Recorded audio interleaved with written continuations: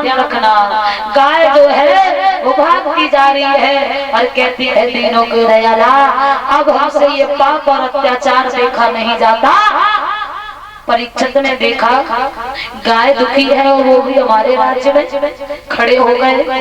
गाय ने देखा, गाय एक बात कहने लगी है, अर्जुन का राज्य था तब हम जी चाहे वहां रहते थे, कोई शंका कोई दुख नहीं था, लेकिन अब गाय और बैल की वो दशा हो गई है कि गाय और बैल की कोई बात सुनने वाला नहीं है। जवाब दिया है, गाय रो कर के कहती है, कौन है जो आज मेरी लाज बचाने, धर्म के नाम पे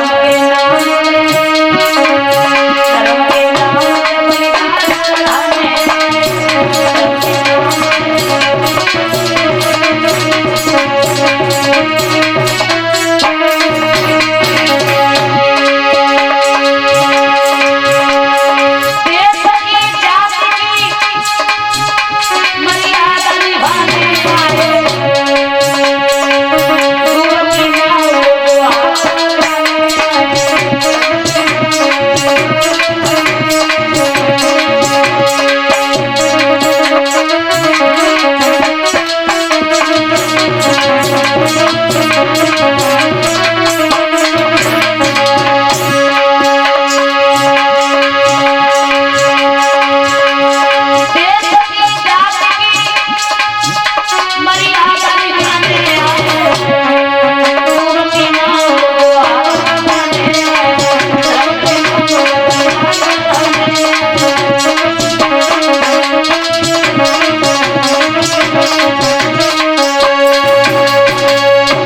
जवाब दिया, गाय की ये करुण आवाज सुनने के बाद एकदम से परीक्षित खड़े हो गए, गाय और बैल के पास में गए हैं। गाय बैल से कहा, तुम क्यों रो रही हो, तुम्हारे रोने का, तुम्हारे दुखी होने का कारण क्या है? तो गाय ने हाथ जोड़ करके कहा, महाराज आप हमें गाय के रूप में देख रहे हो, लेकिन मैं गाय नहीं हूँ, मुझे पृथ्वी कहते हैं। मेरे ऊपर चाहे कितनी भी जनसंख्या बढ़ जाए, लेकिन मैं मन में कभी शंका नहीं लाती।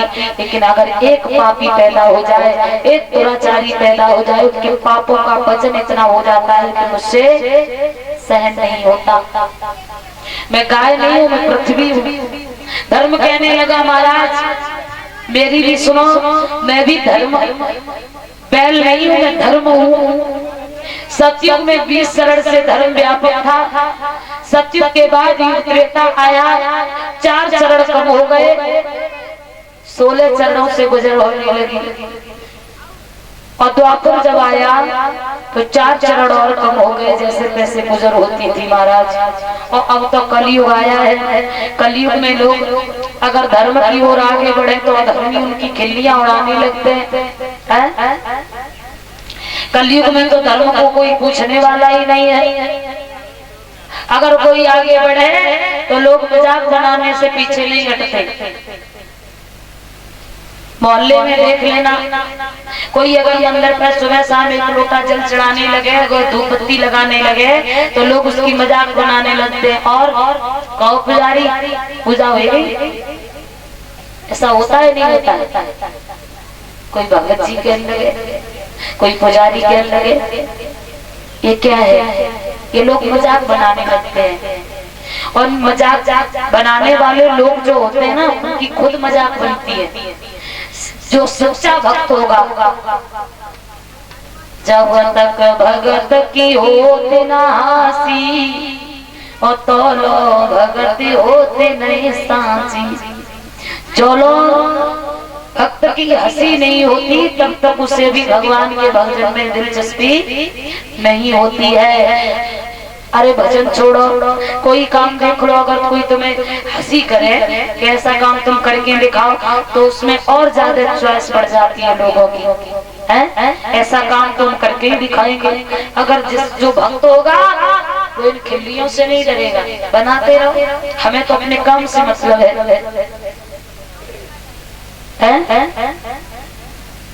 धर्म कहने लगा महाराज, कलयुग में अधर्मी धर्मियों की खिल्लियां उड़ाते हैं।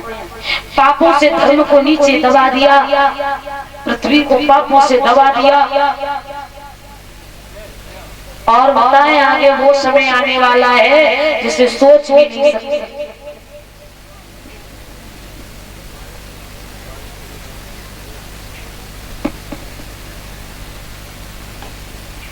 जवाब दिया, आगे वो समय आने वाला है कोई धर्म को नहीं जानेगा। मंदिरों में मूर्तियां तोड़वाई जाएंगी, संत महात्माओं को दारू पिलाई जाएगी। आगे वो समय आने वाला है कि कोई बहन बेटियों की इज्जत नहीं करेगा, और अगर बहन बेटियों पे कहीं आँच आती होगी तो लोग देखते हुए निकल जाएंगे, कोई अपनी रक्षा करने वाला नहीं होगा। और वही समय चल रहा है। देख लो, अगर कहीं कोई बात हो जाए तो लोग मुंह छुपा के चले जाते हैं, भैया हम क्यों चक्कर में पड़े हैं? इसने किया हो वो समझे, लेकिन कोई सत्य का साथ देने वाला नहीं है। कलयुग से परीक्षित से ये कहा धर्म ने, महाराज आगे वो समय आने वाला है, माता पिता को बच्चे रोटी नहीं देंगे, ठुकरा देंगे, घर से निकाल देंगे, वृद्धा आश्रम में भेज देंगे, कोई पानी देने वाला नहीं होगा। बोल बोल।